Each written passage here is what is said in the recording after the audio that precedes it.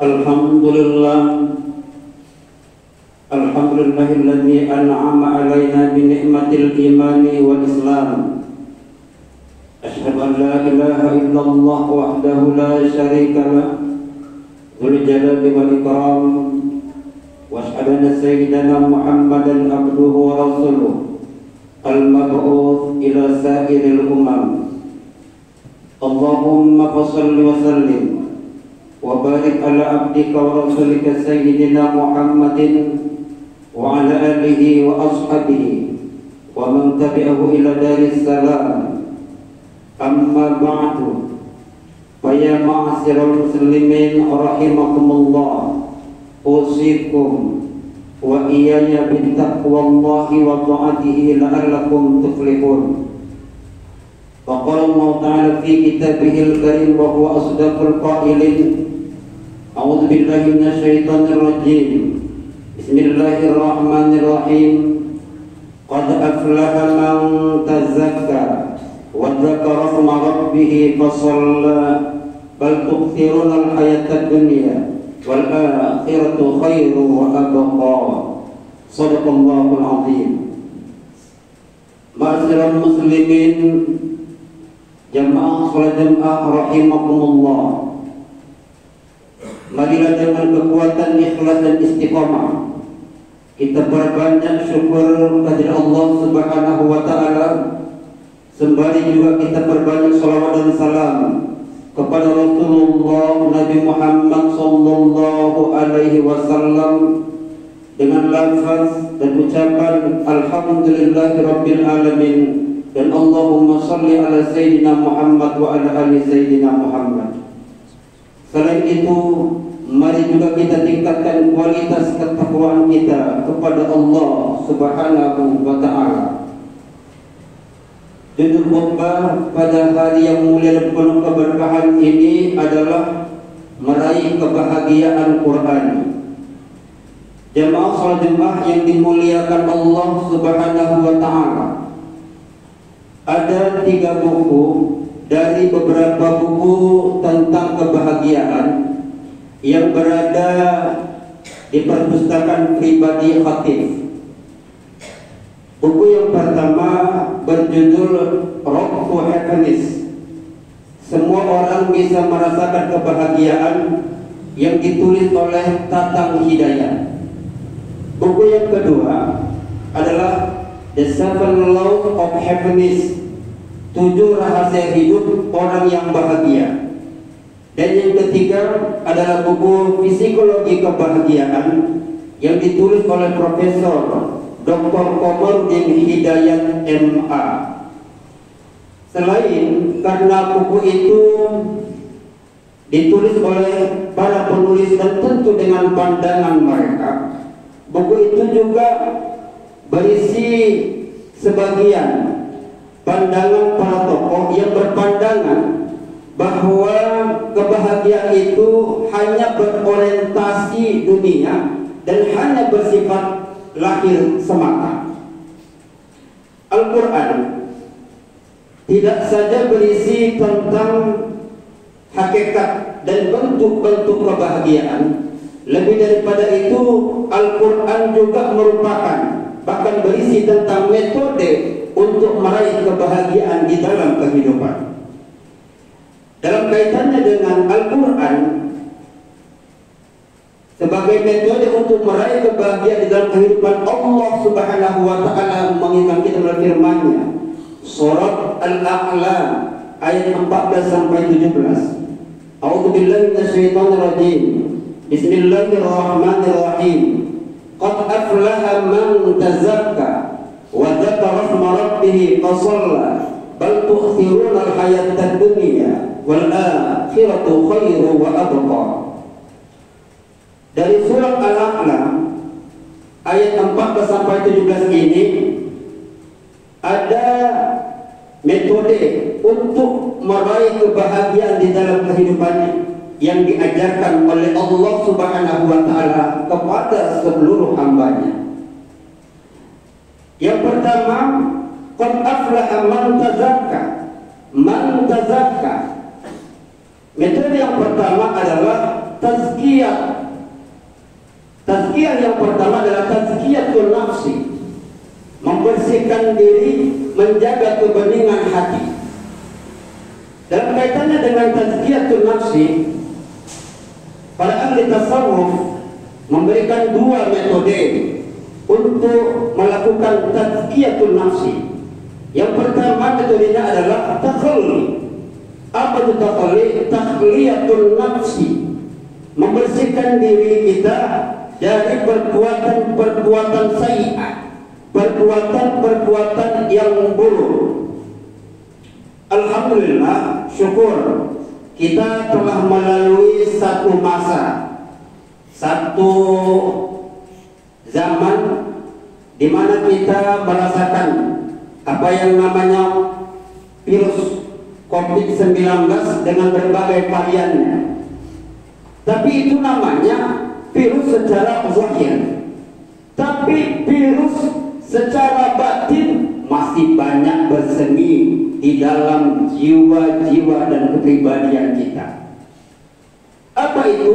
Virus takabur, virus riya, virus koma. Virus takabur, sombong, kemudian ujub, merasa seakan-akan dia berkuasa selamanya, kala tidak akan pernah. Virus yang namanya riya, apa yang dilakukan senantiasa supaya dilihat oleh orang lain. Virus yang namanya koma, dia senantiasa dengan bahasa Al-Quran, allazi jama'a malan wa addada yahsabu anna malahu akhlada kalla la yubadana fil hutama. Dia kumpulkan hartanya, dia hitung-hitung hartanya, dia mengira dengan hartanya dia kekal hidup selamanya di dunia. Kalla tidak akan pernah. La yubadana fil hutama. Malah dengan hal itu dia akan dimasukkan dan dilemparkan ke neraka utama. Oleh karenanya, karena ini virus batin yang berbahaya sekali, mari kita takhliyah, mari kita bersihkan di dalam diri kita. Takhalli. Metode yang kedua kata ahli tasawuf adalah tahalli. Apa tahalli? Tajmilul qalbi. Karena tidak ada lagi takabur, tidak ada lagi riya, tidak ada lagi tobat, yang ada sifat tawaddu, yang ada sifat ikhlas, yang ada sifat zuhud dan husnul khatim. Para pengurus MUI bahkan jamaah Masjid Ar-Rahmah ini adalah orang-orang yang senantiasa terbangun sifat tawaddunya, rendah hati karena hartanya, rendah hati karena keilmuannya. Walaupun dia sudah berguru besar, sudah profesor, doktor dan lain sebagainya, tapi dia senantiasa membangun mazhab di dalam dirinya bahwa tidak ada yang layak untuk disombongkan, yang berhak sombongkan hanya Allah Subhanahu wa ta'ala. Jamaah Masjid Ar-Rahmah adalah orang-orang yang senantiasa beribadah ikhlas karena Allah Subhanahu wa ta'ala, bukan karena orang lain, tapi karena Allah Subhanahu wa ta'ala. Dan mereka senantiasa hobi mendermakan harta mereka luar biasa. Majelis ulama menjadi contoh, MUI Sumatera Utara menjadi contoh ketika melakukan pengumpulan dana pembangunan rumah sakit yang dari Gajah, luar biasa. Bahkan saat ini ada di WA tentang memberikan bantuan kepada orang yang sekarang ini tanahnya telah digusur, hasil penghasutan. Tapi MUI bergerak untuk membangun filantropi di dalam kehidupan. Ini yang pertama, tazkiyatun nafsi. Yang kedua, tazkiyatul akidah. Tazkiyatul akidah, menjaga kesucian akidah. Saat sekarang ini yang digaungkan adalah moderasi beragama, bukan moderasi agama, tapi moderasi beragama. Karena moderasi beragama, Islam sudah mengajarkan kepada umatnya untuk senantiasa menjadi orang yang modern dalam beragama. Surah Al-Kafirun memberi jawaban normatif tentang hal itu. Qul ya ayyuhal kafirun la a'budu ma ta'budun. Katakan kepada orang-orang kafir, aku tidak akan menyembah apa yang akan kamu sembah. Wal antum a'buduna ma a'bud, dan kamu tidak akan menyembah apa yang aku sembah. Wal ana a'budu ma a'budun, dan aku tidak akan pernah menjadi penyembah apa yang kamu sembah. Wal antum abiduna ma'bud, dan kamu tidak akan menyembah apa yang disembah. Apa garisnya? Moderasi berkali itu lakum dinukum waliyadin. Dan MUI Sumatera Utara telah berhasil melalui Komisi Kerukunan Beragama untuk mensosialisasikan dan menegakkan moderasi beragama di dalam kehidupan. Oleh karena setidaknya kita jaga akidah kita, akidah keluarga kita, dan akidah lingkungan sekitar kita. Yang kedua adalah wadzakara rasma rabbih, metode ilahiyah untuk meraih kebahagiaan itu adalah wadzakara rasma rabbih.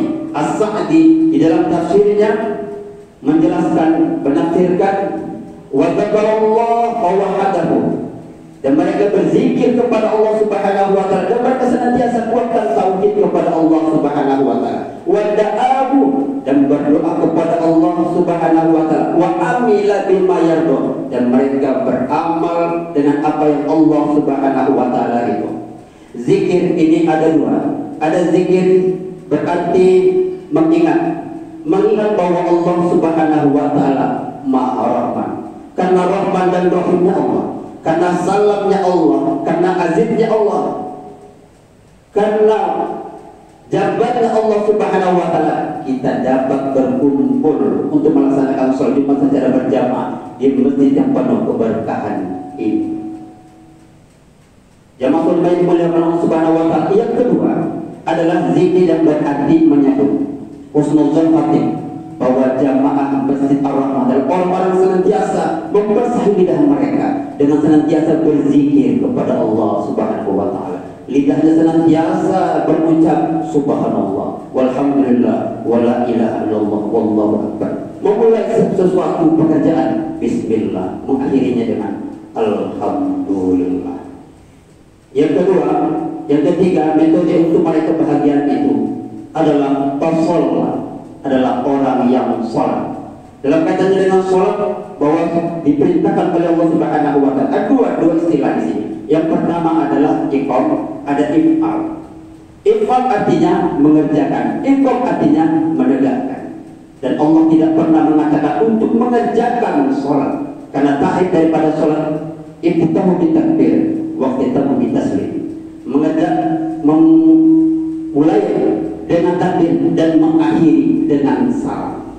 Kalau ini yang dipahami, orang hanya mengerjakan sholat, setelah dia melaksanakan ibadah sholat, dia melakukan maksiat. Tapi yang diperintahkan oleh Allah Subhanahu wa taala adalah aqimus sholat, alladzina yuqimuna sholat walladzina yuqimuna sholat, orang-orang yang mendirikan sholat. Kenapa? Karena kata-kata iqam, kata Al-Marawi dalam tafsirnya ada makna al-istimrar, ada kontinuitas. Artinya sholat tidak hanya terhenti pada pekerjaan ketika dikerjakan, tapi juga senantiasa diaktualisasikan di dalam kehidupan. Kenapa? Karena sholat sebenarnya memiliki dua makna.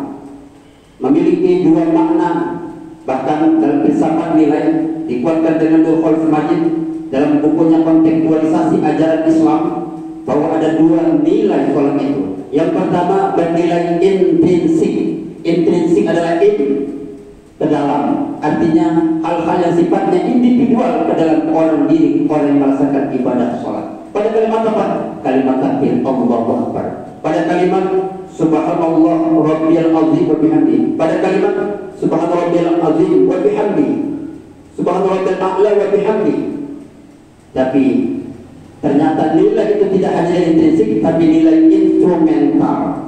Kalau nilai intrinsik adalah nilai bersifat individual, tapi nilai instrumental adalah nilai yang bersifat sosial. Pada gerakan apa? Gerakan salam. Assalamualaikum warahmatullah. Assalamualaikum warahmatullah.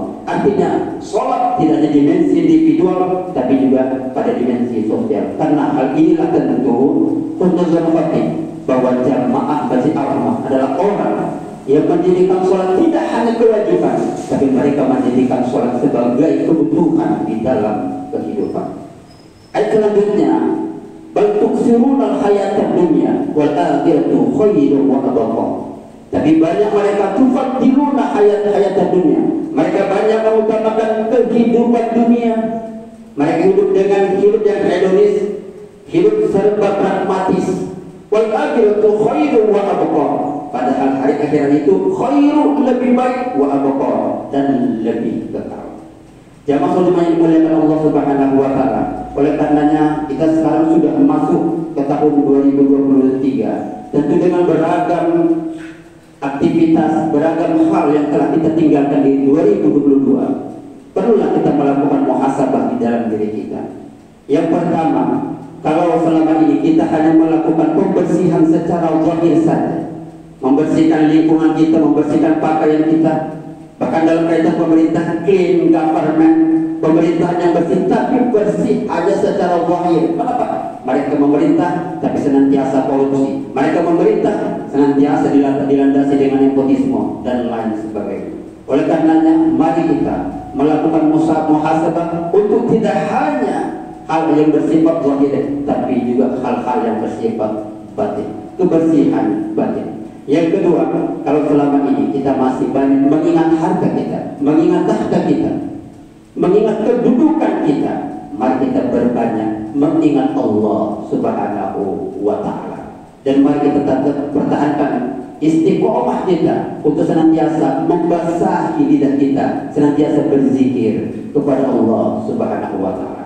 Dan yang ketiga, mari kita, kalau selama ini kita banyak menjadikan sholat hanya sebagai kewajiban, ketika panggilan azan seakan-akan berat kita untuk melaksanakan ibadah sholat, tapi kita malah menjadikan sholat sebagai kebutuhan di dalam kehidupan. Jamaah muslimah yang dimuliakan Allah Subhanahu wa taala. Demikianlah khutbah yang Al-Fakih sampaikan. Mudah-mudahan dengan kita mampu meraih kebahagiaan dengan melakukan metode yang Quran, melakukan tazkiyah, melakukan zikir, dan senantiasa menjadikan sholat sebagai kebutuhan di dalam kehidupan. Allah curahkan keberkahan kepada kita, baik dari langit maupun dari bumi. Amin, amin ya rabbal alamin. Barakallahu li wa lakum fil Qur'anil azim, wa nafa'ani wa iyyakum bima fihi min al-ayati wa dzikril hakim, wa taqabbala minni wa minkum tilawatan innahu sami'un alim. Fa ya fawzal mustaghfirin wa ya tadattarin.